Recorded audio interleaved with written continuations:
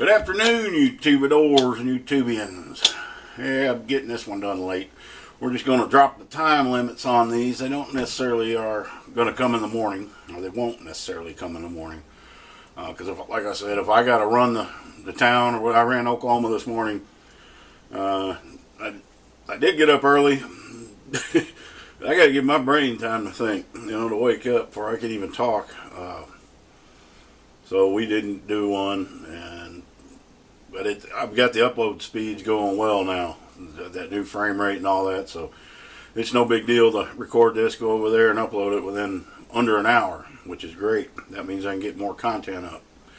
And I'm still racking my brain on what to do with the other channel. I do want to have another channel. What I was originally looking at, man, that's very time consuming. That would take away from this channel. I just, maybe I'll just get on there and do something like this. I don't know. But, there's only so much knowledge up here. I'm still thinking. But I can assure you, when I do come up with it, it'll be something interesting, or I won't have it. It sure would help me if I could start building on this house. That would give me, that would give me a lot more content, be more interesting. But that's coming. Who knows when? I may just pour. I don't know what I'm gonna do. I don't. So we'll try to stay busy in the meantime and come up with things. It's not that hard. I stay pretty busy. I wished I was still working at the ranch. I'd have all kinds of content. I had 9 dogs followed me around. I'd get there, and they'd all be waiting on me. I had everything from a Pomeranian to 2 Great Pyrenees that were humongous. There was times I'd have 4 or 5 of them riding on the golf cart with me. I do got some of that video, but I sure missed those dogs out there. And I talked to the ranch owner's wife a couple days after that, and she said they were lost. They didn't know what to do because they were like my own dogs. And they stayed with me from the minute I got there to the time I got home, the time I left the ranch, and it was fun. And not just dogs. I had a horse, a mule, and a donkey that would follow me everywhere I went. The cattle would see me and come running. Chickens, not so much. They could care less about you. The babies, they wanted food and all that. But it was, I did that I worked for them for 3 years the last time. I worked for them for a year when I first moved here. So some of the dogs he had 10 years ago, there was a few left. But the rest of them were all new. Actually, he had 4 or 5 dogs from before. I'm counting. These are just the outside dogs. They also had 3 or 4 indoor dogs, and he had some of them back then. But he is known. His dogs live a very long time. He had a Great Pyrenees that lived to be 17, and he was big, and I mean big, over probably 200 pounds. His name was Big Boy, and he lived a little bit over 17 years. And that's hard to get out of a small dog, let alone a giant breed. Generally, the bigger they are, the shorter their lifespan is, and depending what their breeds. I mean, it's not necessarily a blueprint. Like Waldo, he's a beagle, 10, 12 years. Beagles can go up to 15, 16 years. Dogs like Rooster, there's nothing uncommon about them living 14, 15 years. As spoiled as she is, yeah. They had a bunch of hunting dogs out loose last night. They were chasing things all night long, driving me nuts, getting the dogs all riled up. I don't know what they were hunting, coons or something, because they're sure not hunting deer with them right now, I wouldn't think. And there's nothing over there. So I don't know. That this time of year really can be difficult. All the dogs running around from the hunting. You just gotta, keep an eye on things. That's about it. I don't have a whole lot of problem here. They don't. when they do their hunts with the dogs, I don't know where they take them. They take them somewhere else, and they run them as a group. But once in a while, you'll get one strays in. You just most of the time, if they know there's dogs here, they won't come up here. Once my dogs start barking, they won't come up. They don't want the trouble, and they're just busy doing what they're doing. But it's never. I don't ever blame a dog if one happens to come along. It's never the dog's fault. He's looking for shelter, water, food. If they weren't all hunting dogs with the collars on, now like the one at Jeff's, that dog had a collar on, like my dogs do, with the name of the owner, the phone number, and the town he lives in. Well, I tried calling the guy. He wouldn't answer his phone. So it isn't that far. It's nothing for a dog of that breed to walk that far. They'll go 20 miles in one day. So it went home, obviously, or he picked it up. He's usually real good with his dogs, so that kind of surprised me. I think it just ran off, or he had it. He likes to hunt coyotes, and he uses them, I think, for that, which is a good thing. There's so many of them around, and they're thick right now. I heard them out there last night. Man, I actually seen that one the other day right across the street.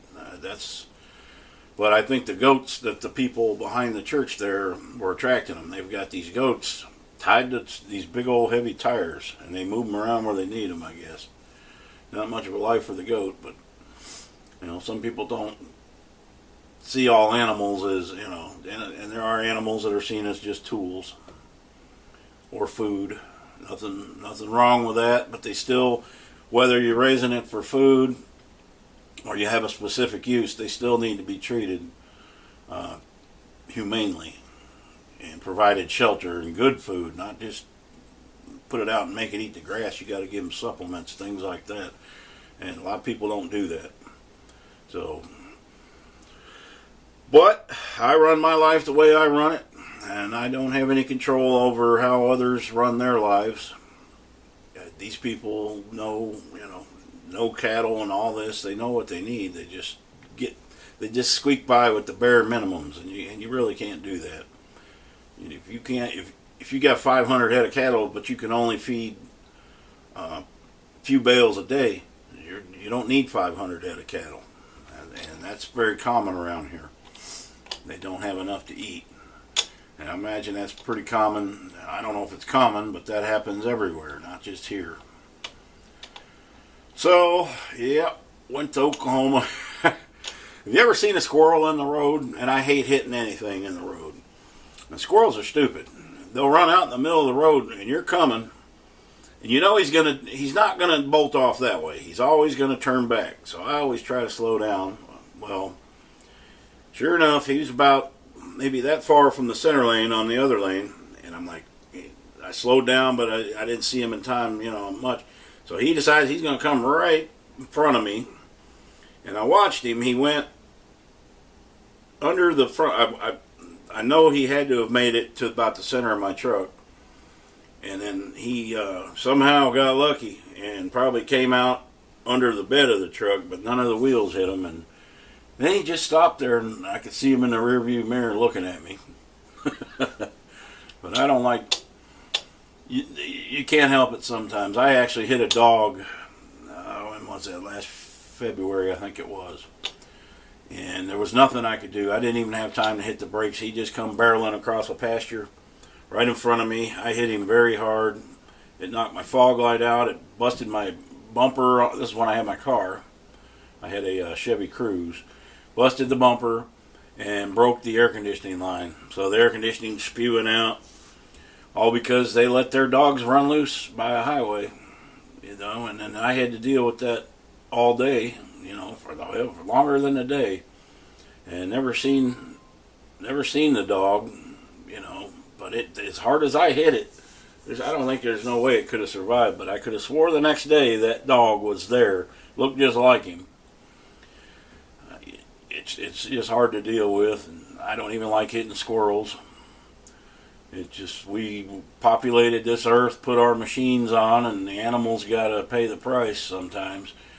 On the other side of the coin, it does feed their bodies don't go to waste. You know, it's part of the food chain. The bodies get ate by the vultures or whatever. There was a lot of them out today, so I know them hunters are out there running them and spooking them. I bet I counted 5 possums and 5 coons and a couple of cats. It can be dangerous at night. So if you do let them, where'd that high pitch come from? If you do let them run loose, make sure you got them in a secure place at night. That's not too much, and let them out in the day. At least they have a chance that way. So anyway, I've been rambling on. Let's get this uploaded. If you got any good ideas about the other channel, nothing corny. I don't know. It may just sit there for a while, guys. I don't know what I'm gonna do yet, but I'm not gonna do anything if it's not gonna work.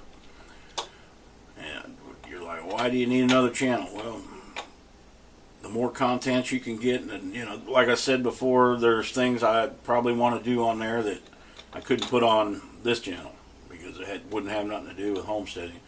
But at this point, I don't know. Any ideas would work for me. All I can do is, you know, I thought of something yesterday that I think would have been great. I can't remember what it was.